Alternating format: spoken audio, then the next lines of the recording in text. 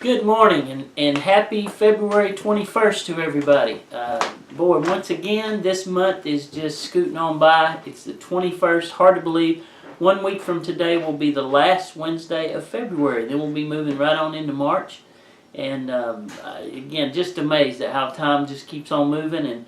And glad to be able to visit with you today. I appreciate you joining us, whether it is in your office or at home or wherever you happen to be. I appreciate you. I welcome you to the Community Church of Mount Pleasant. We're out here at the barn at the farm off of Dutch Road.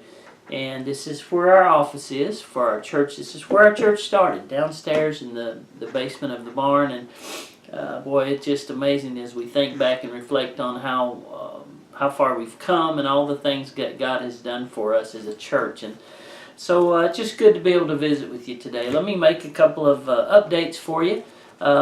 We had a great weekend this past weekend. The ladies had a wonderful women's brunch on Saturday, and it was very well attended, great attendance, and they just had a big time. I was listening to all the stories and thankful for the leadership we have, and just another great weekend. Great day at church at the Community Church of Mount Pleasant. Each Sunday is just a special time, and we had a really neat prayer time Sunday. One of our teachers was really burdened about the shootings, the school shootings in Florida, and I had been as well all week and was just thinking and praying and felt like we just needed to do something, so we spent our prayer time. We had our kids come forward, all ages, teenagers all the way down, and our teachers, and we gathered around them and laid hands on them and just prayed a prayer of dedication, a prayer of safety, a prayer of protection for our children in light of just the recent events with the school shootings and all those kind of things. And we need to be confident. We need to take courage and really trust the Lord with our children, because they have to go to school, and we take them out there, drop them off, and pray and trust, and it's just a neat thing. So it was a great day Sunday. We had an amazing time, and then Sunday night was really awesome. We had a great prayer planning. We had a network ministry training here as well, and our youth group, we had a phenomenal time with our teenagers Sunday night. Biggest attendance we've had in a long time, and just very, very excited about our youth group. And I notice in our bulletin we have some youth events coming up. We have I believe this Friday night, our children's home game night, where our kids go over to the children's home in Concord and minister to the kids there. Then we have in March ice skating party. In April we have a lock-in, and then this summer in July we have a week of camp, and it's going to be a Word of Life camp, and it will actually be a satellite, and it'll be up in the mountains of Tennessee, and this will be July 8th through 13th. So I encourage parents of teenagers to get your kids plugged into the youth group. Boy, some really great leaders and great lessons and activities, and just a really exciting thing to see our youth group grow and see God work in their lives. Another good, exciting weekend coming up. Actually, today is the next Classics meeting, and that is our senior adult ministry right here at 10 o'clock next week. Next Wednesday, we'll actually meet at night, because the last Wednesday of each month we meet in the evening to give people an opportunity to come that maybe work during the day or don't have opportunity to come at 10 o'clock. They can come 6 o'clock next Wednesday night to our Classics meeting next week. This weekend is our Faith, Community, and Health Ministry. There will be a brunch at 10 o'clock at the home of Debbie Thomas, and we're certainly encouraged by those folks and the ministry they have. And then this Saturday morning, 9 o'clock here at the barn, is our men's breakfast. This is a monthly event that we have, and this will be this Saturday here at the barn, our men's breakfast at 9 o'clock. We'll have just a lot of fellowship and neat prayer time, and really want all our men, want to encourage you to come out and share. It's a really neat tradition that our men have. And then Sunday, right after church, we'll be doing our first Discover CCMP. That's a luncheon, and we'll have it right after church out here at the barn. We'll provide lunch, and this is for people who've been attending our church maybe consistently or have just started, and they want to find out more about the Community Church of Mount Pleasant.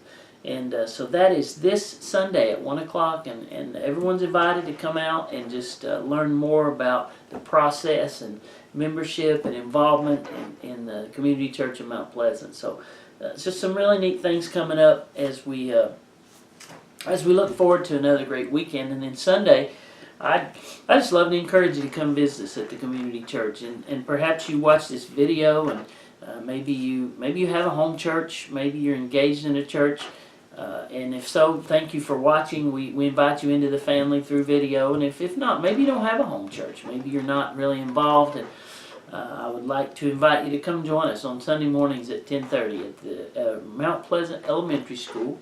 And we have church. It's casual. It's a pretty informal time. We just really have a good time together. I think the emphasis is really on family. And so, love to meet you at the Mount Pleasant Elementary School this Sunday morning at 10:30. Let me give you just a couple verses this morning. I want to talk to you from a passage in Romans chapter 5, and just thinking about a thought. No shortcuts. You ever know somebody that's always looking for a shortcut? And then I've heard this phrase as well. There's no free lunches in this world. Because, some people are always looking for an easy way, a shortcut, free lunch. And instead of just go ahead and roll your sleeves up and go to work and get the job done. But the passage here in Romans chapter 5, I want to read you verses 3, 4, and 5. And it's a passage by Paul, and he's encouraging us, and he says this in verse 3. And not only so, but we glory, and this is somewhat familiar passage. Paul says, we glory in tribulations. And I thought about that, and I thought, wow, really? Paul, I mean, really? We take pride and we glory and we welcome tribulations? And I'm like, Paul, dude, I'm just not sure if I'm there with you on that, buddy. But there's a reason. There's a reason, because there's a process in life that Paul is talking about. And Paul says, not only so, but we glory in tribulations also, knowing. He says, knowing that. And Paul knows because he has learned. And he says, knowing that tribulation worketh patience. So there's a process that we're going to see in these verses. And Paul says this: tribulation or trials or hard times or adversity, welcome it, because it's going to do a good work in your life. And I thought, wow, man, sometimes I'm up for that, but boy, sometimes I'm just like, Lord, no thanks. I don't welcome this tribulation. I'm not eager about this trial. But there's a reason for trials. There's a reason. Tribulation works patience, and patience experience, and experience hope. And hope maketh not ashamed, because the love of God is shed abroad in our hearts by the Holy Ghost, which is given unto us. There are many examples in nature that of the fact that pressure increases the value of things. And let me say it again, and think closely about this. Pressure increases the value of something. You know about diamonds, how they're years and years and years. They're compressed inside the earth, and there's just pressure, and they're turned from stones that have no value to precious diamonds and precious stones because of that pressure over the years. It makes them more valuable. And here's the process. Tribulation brings endurance or patience. How valuable is that? How important is it to gain endurance, which produces strength of character?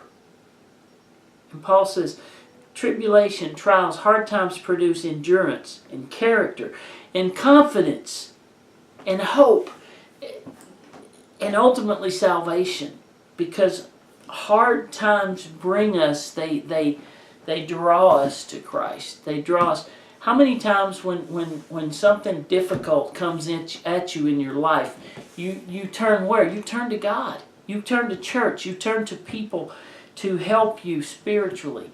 And you're driven to your knees by difficult times. And because of that, Paul says, you know what? We should welcome difficulties because it's going to make us stronger. So, wow. Thank you, Paul.